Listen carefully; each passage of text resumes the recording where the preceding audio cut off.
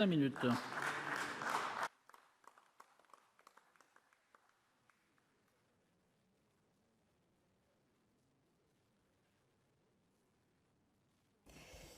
Monsieur le Président, Monsieur le Ministre, Madame la Présidente, mes chers collègues, la forêt française constitue un des atouts naturels majeurs de la France, singulièrement dans le contexte actuel de transition énergétique et écologique, de lutte contre les gaz à effet de serre.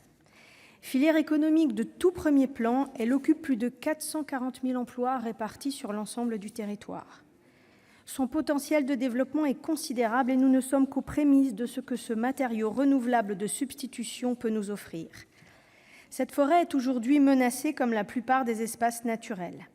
Victime de multiples fléaux dont l'accélération du changement climatique n'est pas des moindres, elle pâtit également de l'étalement urbain. Ainsi, en Île-de-France, elle est victime d'une urbanisation sauvage et d'une pression foncière toujours grandissante. Le mitage et la cabanisation, tels qu'ils vous ont été expliqués, conduisent au grignotage et à la disparition des forêts périurbaines, pourtant plus que jamais essentielles à l'équilibre des régions densifiées. Ces constructions illégales font fi de l'autorité des maires et de leurs projets d'aménagement. Elles causent des nuisances pour les riverains, des coûts supplémentaires à la charge directe et indirecte à la charge des collectivités. Elles conduisent parfois à des extensions inopportunes de réseaux, font grandir des difficultés de prévention des risques, inondations, incendies, écoulements de boue. La principale mesure de ce texte consiste donc à pérenniser le dispositif de lutte contre le mitage forestier en Île-de-France expérimenté depuis 2017. Il devenait urgent d'agir en mobilisant les outils existants, mais surtout en renouvelant l'action publique en la matière. En 3 ans, le droit de préemption de la SAFER Île-de-France a été utilisé près de 200 fois, et souvent sur la demande des collectivités locales.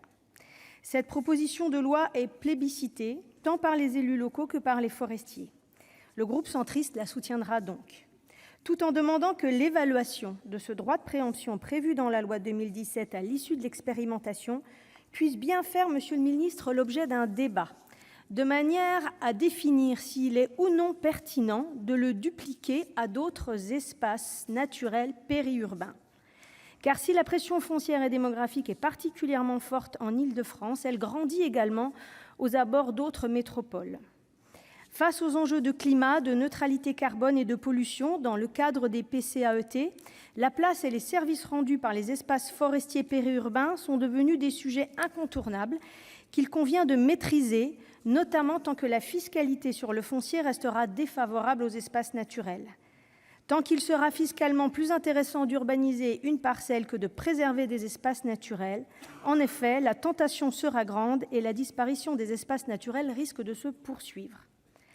Ce dispositif, utile pour lutter contre le mitage des espaces forestiers en Île-de-France, s'accompagne fort heureusement sur ces territoires périurbains et depuis la mise en place des plans régionaux forêt-bois, de politiques de préservation et de développement forestier.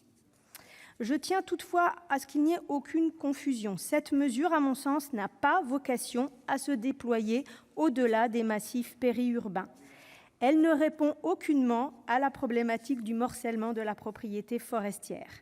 L'enjeu est tout autre puisqu'il s'agit non pas d'éviter la cabanisation, comme nous le voyons dans ce texte, mais bien, en matière de morcellement, de permettre des regroupements de parcelles propices à créer des unités de gestion sylvicole durable.